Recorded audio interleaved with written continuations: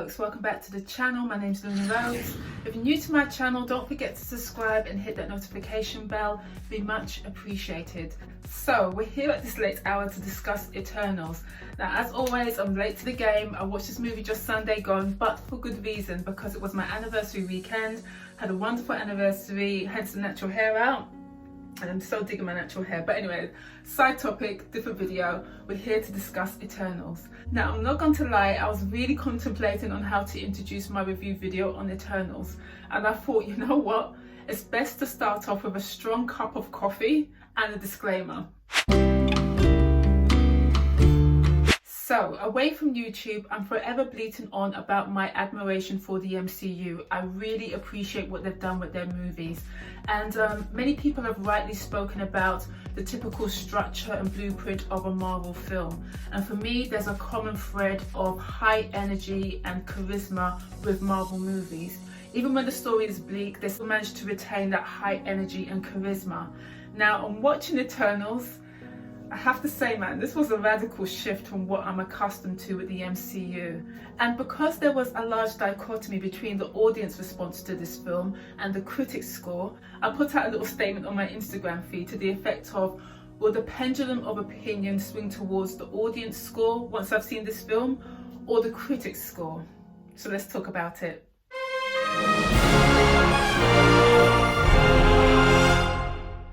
So this film has been described as ambitious, and in terms of the scope and the size and the time frame they try to encapsulate in this movie, that's a very fair statement. And also I would say that this movie has some of the most beautiful visuals of any Marvel movie. Now, before the Eternals movie was announced, like many, I had no idea of the mythology and the dynasty. I had no idea of the Eternals. But the movie was sold on the premise that the Eternals, these super-powered beings tantamount to a Superman, were placed on planet Earth by Arishem not to interject into any human conflict, but to deal with deviants. Now, for me, that's where my reservations started. I didn't find that story, that premise, to be the most appealing of stories to ingratiate a Marvel fan base or the average moviegoer. That was a very difficult pill for me to swallow. I mean, you're telling me that these superpowered beings placed on planet Earth for how many centuries, yet they didn't interject in how many genocides? Again, But you know what? I thought, this is Marvel. They're going to give me a plausible explanation. They're going to make this work. But you know what? I'm watching this film, and I can't believe I'm going to say this about a Marvel movie, but I have to be candid. I found it to have a very convoluted, weird, non-linear story, carried by very insipid and quite self-indulgent characters. There was no humour, no charm. I didn't like the pacing of this film, so I'm sorry, a bit of a miss for me, and the pendulum does swing more towards the critic score for me. So I'm sorry to say that I was generally underwhelmed with much of this movie, but I will reserve comment on the final part of this movie, which contained the best bits and brilliant action sequences. So, with all films, I'd like to ruminate over things and consider, you know, was I being too harsh in my review or too generous? And with Eternals, I'm afraid to say I stick to my initial view. But I'm going to talk about the elements I did like about this film and the major issues I had with Eternals. And yes, the auburn wig is back simply because I wanted to protect my hair. So my hair is back in plaits in a bun at the back, and that's what I usually do. As soon as the YouTube is over, take off the wig and rock my natural hair in plaits.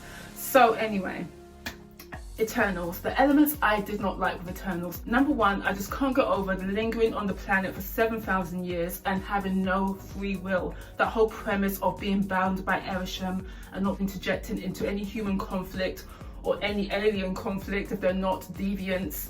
I just can't get over that story, because as the movie played out, that was somewhat contradicted. Number one, you had Druig, who left the group because of this very issue and formed his own community and used his powers to mind control that community. So it appears they did have a degree of free will. So that whole premise, it just didn't work for me. I didn't like it when it was advertised, when they announced the Eternals.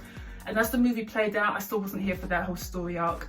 And secondly, the Deviants, the so-called arch enemy of the Eternals. I thought the Deviants were pointless. There was no motive, there was no purpose. They literally turned up like spiders. It was almost like a pest control issue with the Deviants. It was just an inscrutable story with no jeopardy, no real conflict. It was just pointless, really. They weren't really the arch enemies in this movie anyway. And thirdly, along with the story, I didn't like the pacing of this film. I didn't like the back and forth. I thought the movie was way too long, and I thought there was too many characters. And as for the characters, as I say, I thought they were so insipid and just didn't like the dynamic between the characters. I don't know if it was because of the script or just because of the actors. I don't know, but I just wasn't here for the dynamics. It didn't spark anything with me. I will say there was one performance that was good in this film, and I reserve that comment for the elements I did like about this movie. As for, once again, issues I didn't like about this film, Ereshkigal and his bigger plan to rejuvenate the universe and the celestial embedded in the core of the planet, growing by way of human energy. I don't know Ereshkigal, but I would have thought that Thanos would have put a spanner in the works if he would have wiped out 50% of all living creatures. I don't know, just me. I'm just considering that whole scenario. If not for the Avengers, it's just I don't know. Let's just say that whole story, the whole premise for me, it just didn't work. It just didn't work. As for Crow, once again, a very pointless character. The whole arc was short-lived. It was just, once again, futile. I do like the way Athena, Angelina Jolie's character, I do like the way she bumped him off. I thought that was well done. But I just thought, once again, it's pointless and it was weird. Whew. Sprite. I'm sorry. I'm sorry, but I think Sprite has to go down as the most irritating Marvel character in history for me.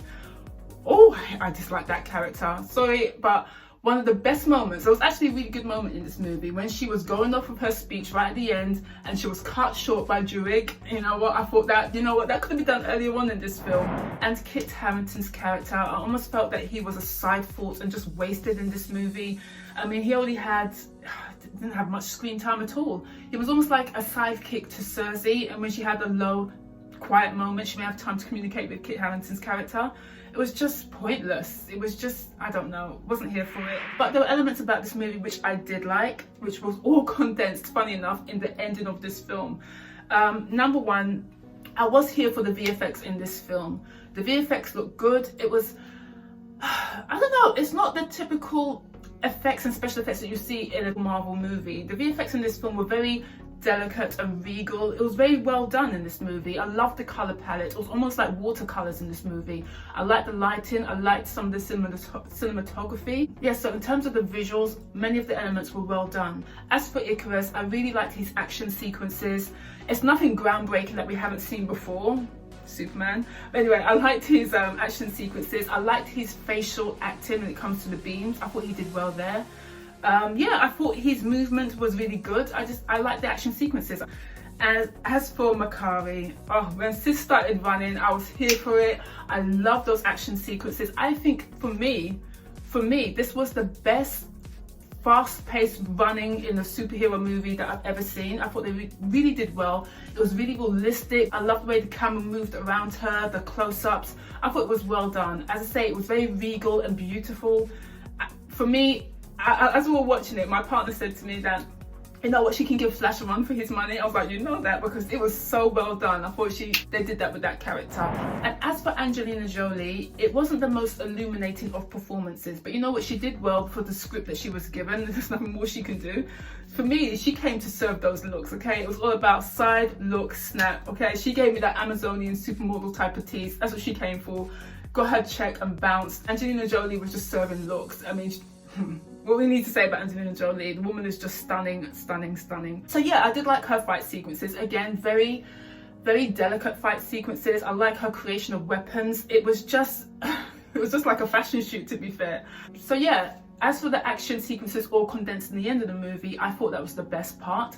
As well as Icarus, his whole arc, the twist with Icarus, I thought that was well done. For me, that's when the movie started, and I'm afraid that was right at the end. If the movie had that tone throughout, then I would be here for it. But the whole weird story with not having free will, the Deviants, which were just like almost a pest control situation, and Crow, which was just short-lived, very bizarre story. I wasn't here for all of that. and the whole oh gosh, no. As for Icarus and the way Richard Madden portrayed Icarus, for me that was the most interesting part of this whole movie. I thought he had a lot of depth, emotion. I loved the way he portrayed the emotion, not too much, you know, it was just the right amount. I thought he did a really good job. And I wasn't really here for the end credit scenes. I just wasn't really here for the end credit scenes. I know they introduced another character, a voice over that you can hear when Kit Harington opens that box. I know that's kind of like the opening for what's to come. Yeah, it was just okay when I watched it. It wasn't anything as like, oh, this is amazing. No. So yeah, it's not the worst Marvel movie. It certainly ain't the worst movie of the year. But in terms of ranking Marvel movies, it's certainly one of my least favourites for me personally. If you love this movie, please comment below. Let me know your thoughts of this film. As I say, you know, reviews are all subjective. You either love a movie or you dislike it. And this movie is definitely polarising. It just wasn't it for me. As I say, there were elements about this film which I really liked, what I really appreciated, and I wish the whole movie was set on that tone, the ending of the movie. Icarus and that whole arc, I loved that. Well, I really liked that. I won't say I loved it, I really liked it. But as for the rest of the film, no, it didn't work for me. But anyway, as I say, just my view. If you completely disagree, please comment below. You know, it's all subjective, and it's just, I like the conversation that's been had. I know people are like, you know, really forceful in their comments, but you know, it's just my view in this film. It's not going to change anything.